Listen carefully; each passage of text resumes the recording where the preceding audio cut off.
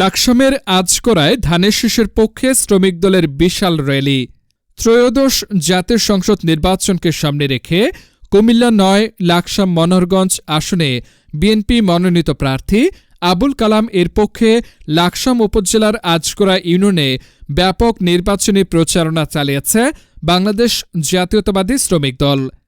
প্রচারণার অংশ হিসেবে আজকরা ইউনিয়নের ছিলইন কেন্দ্র এলাকায় এক বিশাল মিছিল ও র্যালির আয়োজন করা হয়।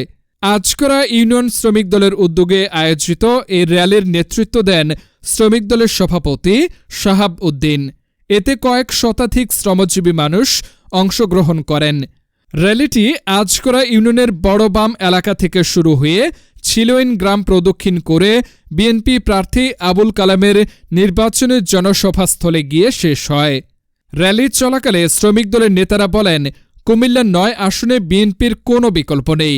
তারা বলেন, সন্ত্রাস, চাঁদাবাজি ও কিশোর গ্যাংয়ের দৌরাত্ম্য থেকে এলাকা মুক্ত করতে হলে ধানের শীষ প্রতীকের প্রার্থী আবুল কালামকে ভোটের মাধ্যমে বিজয়ী করতে হবে।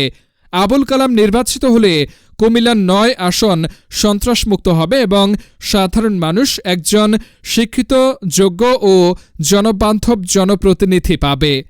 র্যালিতে অংশগ্রহণকারী নেতাকর্মীরা বিভিন্ন স্লোগানের মাধ্যমে ধানের শীষ প্রতীকে ভোট প্রার্থনা করেন।